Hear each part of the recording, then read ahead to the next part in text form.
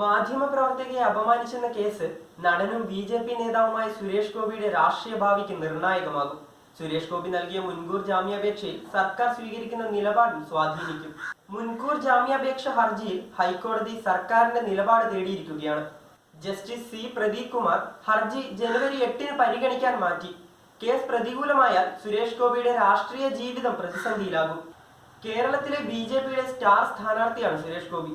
തൃശൂർ ബി.ജെ.പിക്ക് ഏറെ പ്രതീക്ഷയുള്ള സീറ്റും. കേസിൽ സുരേഷ് ഗോപി കുടുങ്ങിയാൽ സ്ഥാനാർത്ഥിത്വം പോലും അനിശ്ചിതത്വത്തിലാവും.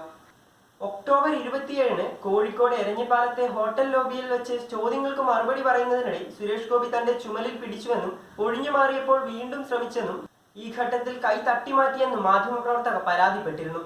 തുടർന്ന് കോഴിക്കോട് നടക്കാവ് പോലീസ് ഇന്ത്യൻ ശിക്ഷാ നിയമം 354A-യിലുള്ള 2 ഉപവകുപ്പുകൾ അനുസരിച്ച് ലൈംഗികാതിക്രമത്തിന് കേസെടുത്തു. നവംബർ 18-ന് സുരേഷ് ഗോപിയെ ചോദ്യം ചെയ്ത ശേഷം വിട്ടയച്ചിരുന്നു. എന്നാൽ IPC 354 പ്രകാരം സ്ത്രീത്വത്തെ അപമാനിച്ചെന്ന കുറ്റം കൂടി കേസിൽ ഉൾപ്പെടുത്തിയെന്നും അറസ്റ്റ് ചെയ്യുമെന്ന ആശങ്കയുണ്ടെന്നും ചൂണ്ടിക്കാട്ടിയാണ് സുരേഷ് ഗോപി ഹൈക്കോടതിയിൽ മുൻകൂർ ജാമ്യാപേക്ഷ ഹർജി നൽകിയത്. തന്നെ ചോദ്യം ചെയ്യാൻ വിളിക്കുമ്പോൾ ഈ വകുപ്പ് ഉൾപ്പെടുത്തിയിരുന്നില്ലെന്നും ഹർജിയിൽ സുരേഷ് ഗോപി പറയുന്നു.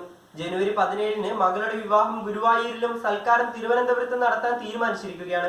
ഈ സാഹചര്യത്തിൽ തനിക്ക് മുൻകൂർ ജാമ്യം നൽകണമെന്നാണ് സുരേഷ് ഗോപിയുടെ ആവശ്യം. കരുവന്നൂർ ബാങ്ക് തട്ടിപ്പ് കേസിൽ പണം നഷ്ടപ്പെട്ട നിക്ഷേപകർക്ക് വേണ്ടി പ്രതിരോധ മാർച്ച് നടത്തിയതിനുള്ള വൈരാഗ്യമാണ് കേസെടുക്കാൻ കാരണമെന്നും ഹർജിയിൽ സുരേഷ് ഗോപി ആരോപിക്കുന്നു. IPC 354A 1-4 വകുപ്പുകൾക്ക് പുറമെ 354 119A വകുപ്പും ചുമത്തിയാണ് കേസ്. 2 വർഷം വരെ തടവും പിഴയും ലഭിക്കാനിടയുള്ള കുറ്റമാണിത്.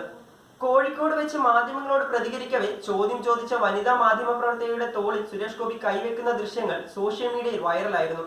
ഇതിന് പിന്നാലെയാണ് മാധ്യമപ്രവർത്തക പോലീസിൽ പരാതി നൽകിയത്.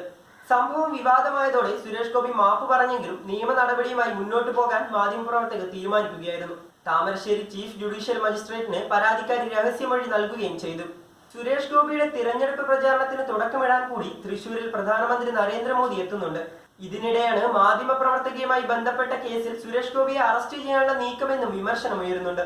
സുരേഷ് ഗോപിയുടെ ഹർജി ഹൈക്കോടതിയുടെ അവധിക്കാല ബെഞ്ച് കഴിഞ്ഞ ദിവസമാണ് പരിഗണിച്ചത്. എന്നാൽ സർക്കാരിന്റെ വിശദീകരണം തേടിയ ശേഷം ഹർജി ജനുവരി 8-ലേക്ക് മാറ്റുകയായിരുന്നു.